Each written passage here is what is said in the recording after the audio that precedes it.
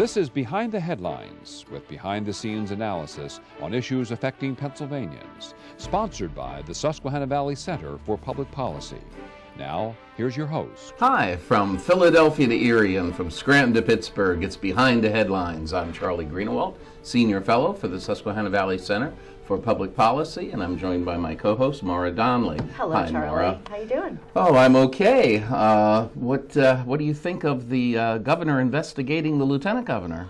Well, that's quite a little turn of events, isn't it? I think it's going to be interesting to see what happens there. Yes, the Inspector General is checking out the the lieutenant governor and his wife, for verbally abusing their security detail. This is and staff.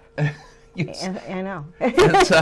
It's again, truth is always stranger than fiction, right. Isn't it? Yeah, it's going to be interesting to see how that plays out, but it's an interesting development in our governor's office. It certainly is. Well, when we're talking about truth, it's good to have the guest that we have today, because he is the master of truth who knows more about what's going on in Pennsylvania, particularly at the local level, than anybody else I know. Dave Sanko, welcome back to the show. Of course, Dave, you are the president and the CEO of the Pennsylvania Township Association.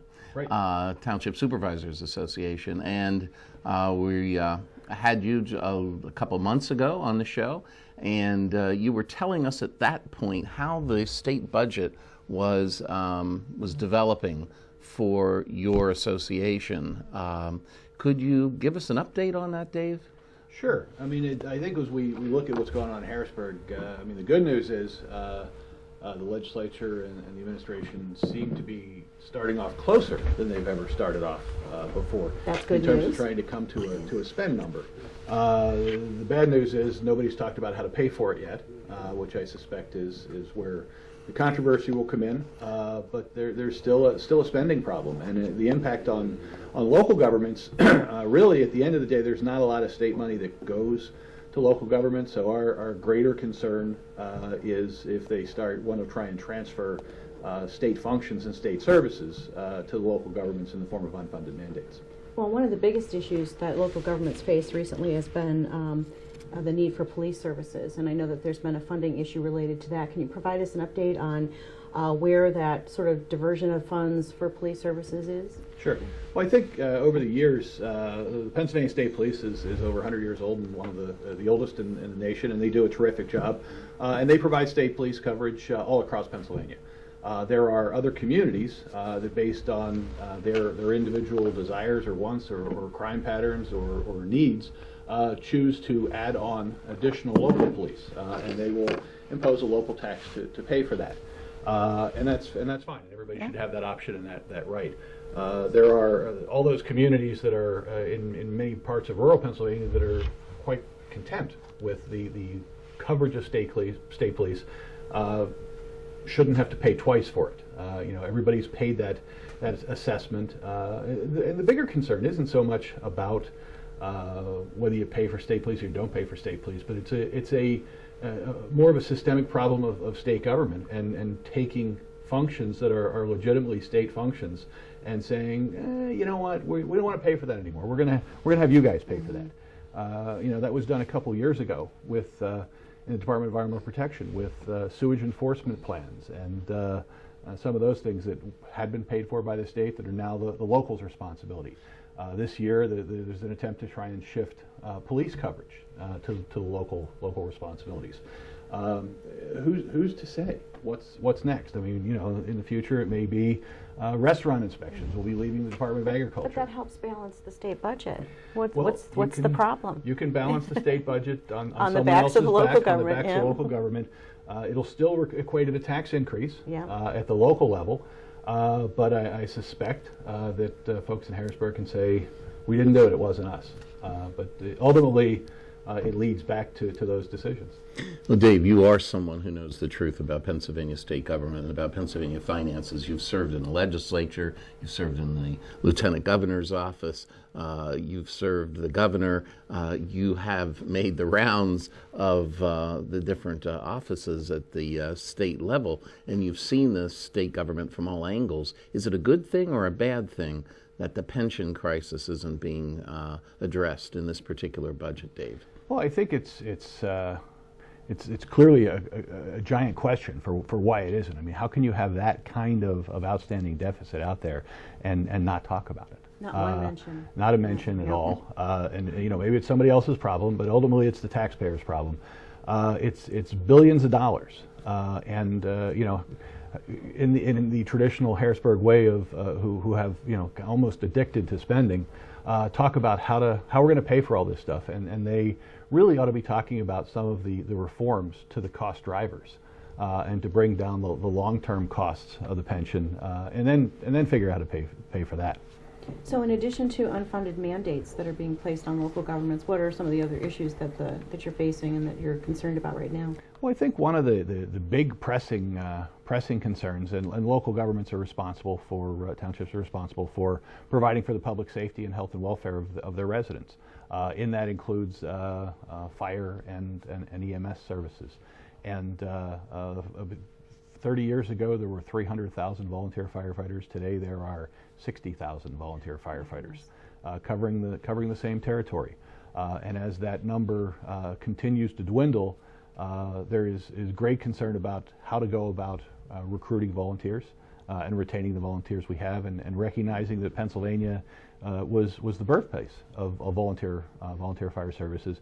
It's a critically important component, and the cost of losing them and going to a paid fire service is estimated between $8 and $10 billion with a B dollars, according to the state fire commissioner. Well, speaking of the fire services, Dave, the International Fire Union wants to organize volunteer fire companies in Pennsylvania. What will that mean for townships if there is unionization of volunteer firefighters in the Commonwealth? Well, I think two things. One, it will mean higher costs and higher property taxes. But beyond that, before we get to that, if you look at the idea on its basis, $25 in dues. I mean, what are you going to get for $25? I mean, it's kind of like the $25 fee for state police coverage in rural areas. I mean, someone has kind of figured out and say, well, we'll just charge $25 because that won't hurt. That's not offensive. Everybody can afford $25. Well, 25 here, 25 there, but $25 if you're not getting anything for it is not a good deal. Whether you're paying for state police and not getting additional services, or you're paying union dues to the National Firefighter Union. So let's talk a little bit about municipal elections. I know that they greatly impact local government services. I understand there's a great difficulty in finding people to run at the municipal level. There's a lot of uncontested races coming up. So you're looking for volunteer firefighters. You're looking for municipal people on the municipal level to serve. What can be done to try to encourage volunteers on both sides for both issues? I think at the municipal election level, just because there are uncontested races doesn't mean there aren't volunteers. I think there are a lot of folks out there who are serving in their communities. When you get into local government and townships and boroughs and other areas across Pennsylvania, it's not as partisan as it may be in Harrisburg and Washington. And there's not a big difference between Republicans and Democrats in local community levels, because in most instances they're just trying to do the right thing and do the good thing for their community, and not trying to agitate their neighbors, because they're neighbors. And they see each other at church and the ball field and the grocery store, and everybody gets along. And I think it's one of the reasons why there's not maybe a lot of competition for those races. Now, the media oftentimes will sit back and say, oh, that means there's no interest. Well, I think what it really means is there's a great level of content with the level and quality of service that folks are getting at the local level. So the absence of contests I don't view as lack of interest. I view that as a positive of contentment with the quality of service. We found the right people, we're sticking with the right people. Yeah. I think that's it. That's great. But Dave, with the level of volunteerism decreasing across the Commonwealth in fire services and in local government, do we perhaps might we foresee the disappearance of volunteer fire companies, or what does it mean as well for local townships? I think if people collectively don't do their job, and don't recognize the importance and value of the volunteer fire services, as an example, and realize what it will cost, what the alternative will cost. We will see programs to recruit and retain and to make it more attractive, whether it's through tax credits, or if it's through tuition programs, or if it's through getting time off from your work to be able to respond to incidents. I mean, there's a lot of things that can be put into place. So there's a lot of opportunities to be able to preserve that. And I think on the local government level, people recognize the value of it and recognize the importance. And I'm reminded that last night I was looking at one of the townships where they have about 1,900 residents, and I looked between their board, their zoning board, their hearing board, their recreation board. They had 27 different volunteers. I mean, no crossover. So I mean, there is people, when you talk about helping in your community and making a difference in your community, people step up, just as they do to step up in the youth leagues and the athletic leagues and the drama activities and church activities. Well, didn't we have great success with nurses with some of those same incentives, tuition credits? And sure. Yeah, I think it can be. We've got some precedent for it, so that would be great to see that happening. There is, yeah. Yeah. Dave, in the last 45 seconds, you want to tell our viewers about your conference that is coming up. Sure. Our conference will be the last week in April. We'll have several thousand local officials. We'll be here going through we'll have over 100 different workshops, educational opportunities, 300 different exhibitors to be able to help them save money, be able to do the right things. And we're going to be rolling out a program called The Power of One. And how one person can make a difference, and really geared towards volunteerism. And that's going to be held at? That will be in Hershey in the last week of April. Okay, thank you very much, and thank you for joining us, Dave. Sure. We'll be back right after this. Behind the Headlines is brought to you as a public service by the Hospital and Health System Association of Pennsylvania, helping hospitals provide healing, health, and hope to communities across the state. And by the Pennsylvania Chamber of Business and Industry. The Pennsylvania Chamber serves as the frontline advocate for business on Pennsylvania's Capitol Hill by influencing the legislative, regulatory, and judicial branches of state government. Additional underwriting provided by the Worrell Corporation Foundation, based in Carlisle, Pennsylvania, by the Edward H. and Jeannie Arnold Foundation, and by the Pennsylvania Manufacturers Association. Business in Pennsylvania is our business. Behind the Headlines is also supported as a public service by the Pennsylvania Highway Information Association, the go-to source to learn about transportation projects and issues.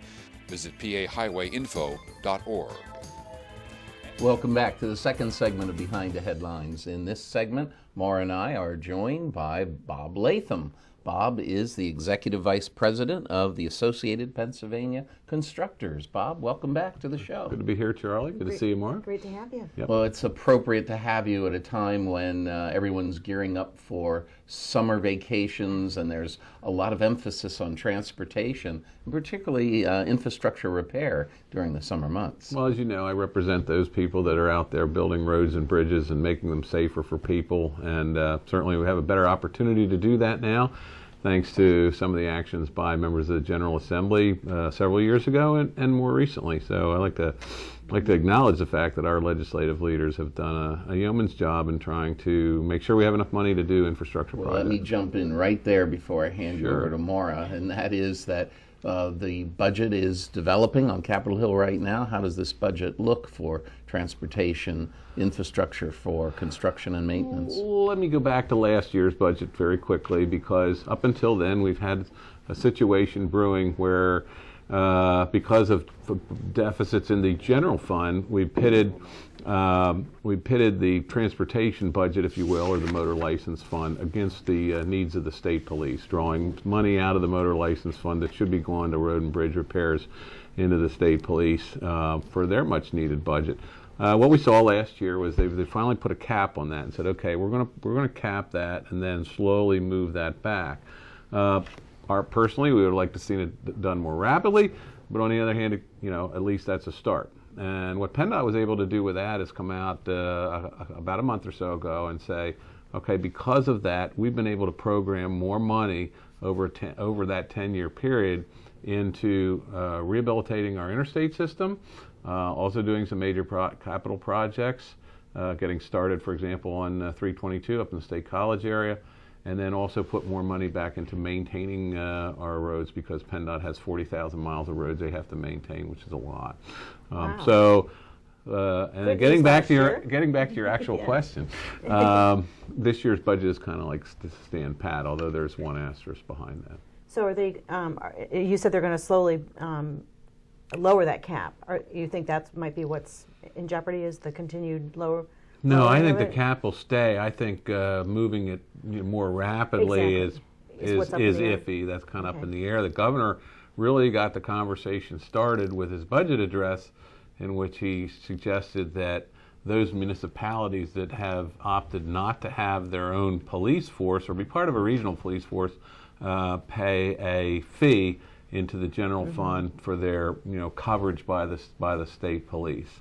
And although I think there was some recognition by the General Assembly again that needed to kind of deal with this issue last year, and we're appreciative of some of the leadership there by Senator Corman, Representative Taylor, and a number of others. By the governor putting this out there, he started the conversation of should we accelerate that, and you've seen a lot of news reports on that, some reaction by local officials, and that's still up for debate as to what's the best way to go about it. Representative Sterling from Lancaster has been a champion of kind of finding a way to fund the state police out, without coming out of the highway fund for quite some time. Representative Saylor from York has a plan now too, and so we've seen some others as well. And there's arguments pro and con on both sides of that issue. Well, on how to absolutely. solve it. So Yeah. it's something that's going to have to be debated, and a resolution is going to have to be found. Now, on top of this, again, last year, House Transportation Committee Chairman John Taylor introduced a resolution directing the Legislative Budget and Finance Committee, that's our our legislative study arm, kind of like the Congressional Budget Office, to look at this and say, all right, how much of this money that's coming out of the Motor License Fund really should be coming out? I mean, how much is the state police really spending on highway patrol? And their number just released is $532 million, is constitutionally and I guess fiscally defendable. So now we have that sort of almost $300 million delta between the 802, which is where it was in last year's budget, and the governor's proposed budget this year. So how you fill that or how fast, that's where we're up in the air. And again, when you look at, say, it's $300 million. Well, $300 million each year over time compounded. That's a lot of road work that could be done, a lot of bridges that could be fixed, a lot of safety improvements that could be made on our roads. So stay tuned on how all this is going to play out. Absolutely. Yeah. Well, as Charlie mentioned, this is definitely the season for road construction to start again, and people get on the road, and it is Work Zone Awareness Month in the month of April, isn't it? Yeah. Yeah, I mean, the joke always was, the state flower is the cone, on the roads. I forgot that. That's a good one. Yeah. But, well, you have a sense of humor. But in any event, we are, this is a time, April is Work Zone Awareness Month, and it's a national thing that we were part of. We participated in a press conference with the Turnpike Commission and PennDOT last week. It's fun to talk about a little bit. There's a serious side to that, because PennDOT has lost some 180 employees killed in the line of duty over the last 20 years. That's just PennDOT alone. The thing that's most important to understand is that we have a lot of accidents in work zones, almost entirely due to excessive speed, and 80% of all of the injuries are motorists themselves. So the safety aspect of this, while we of course are concerned about the safety of our workers out there trying to improve the roads, make a better, safer environment for people to drive around in, it's the motorists themselves that we're trying to get the message that you need to slow down, you need to be not distracted. And then they're backing up traffic behind them. Oh my goodness! It's slow tough. down. I know it is frustrating, but unfortunately we are rebuilding our roads. We're not building new ones, and when to rebuild them, you have you have two choices. You can shut them down completely, Yep. or No. you can do it under traffic. So in almost 99% of the cases, we do it under traffic and not shut So them slow down, leave extra time. And there's one other thing, patient. right? There's one other thing that's been looked at by the legislature. Some states, and I'll take Maryland for example, have instituted automated speed enforcement to get people to slow down, and that's where you get a nice little reminder if you drive through a work zone. It comes in the mail in the form of a ticket of about $100, and that's a pretty effective reminder. It would slow to me slow down. Yeah. It slows. Yeah. You know, I was just down there recently on the Baltimore Beltway. You come upon a work zone, and as crazy as those drivers are down there, all the speeds go down to 55. Yeah. And that's the key. It's not a revenue source. Maryland found, for example, that the revenue from those fines decreased almost to nothing after a few years, and that's really the goal, is to get people to slow down, not to be a permanent or any kind of a revenue source. Are we going to do the same thing? We're hopeful. Okay. Senate Bill 172, introduced by Senator Rafferty, is on the Senate floor. That's the same bill that was introduced last year and got all the way over to the House. Now, last year, Senators Dave Argel from Schuylkill County and Judy Schwank from Berks County were the co-sponsors of the bill. So really appreciate their leadership in moving this along, and Senator Rafferty wanting to see it move right away this year, kind of took it over and ran it out of committee right away. So we're very hopeful that the legislature will move on this rapidly. Bob, do you know how many other states do that? We have about 6 or 8 states that have that now. Mm-hmm. How long has it been up It's and been running, this is about a 5 to 7 year program, I think. Oh. When we look at the long trend, if you will, for safety for workers at these different work zones, are we getting better? Are we getting worse? Are we staying the same? We're staying about the same on the worker side, maybe getting a little better, but I think the companies and the agencies are looking at ways to try to deal with this, in some cases with technology, in other cases with simply making sure we have a concrete barrier, for example, on high-speed roads. Where we're not getting better is in accidents and motorist injuries. So this is really a public safety issue as much of a safety issue for the construction industry and for the department forces and inspectors who are out there and people like that. Do you work with driver education programs around the Commonwealth or not? PennDOT does. We don't specifically. But I know the department of Motor Vehicles is very much involved in that as well. Okay. So, but yeah, it's an education aspect. Again, that's why we have Work Zone Awareness Month every year, just to try to get everybody thinking about it again. It's going to be a long summer with hopefully a lot of work. I mean, we've been fortunate enough, again, thanks to our elected officials, House, Senate leaders on both sides of the aisle for passing the Act 89 a few years ago, put a lot more work out comprehensively around the state. I know I, for one, every time I stopped in a work zone or slowed down or anything, I'm very grateful, because I know the end product is going to be worth what I'm going through at the time. Yeah, one of the things we're looking at, and actually... And it's because I met you and talked to you. So I think I got one convert anyway. But I think our viewers are converted.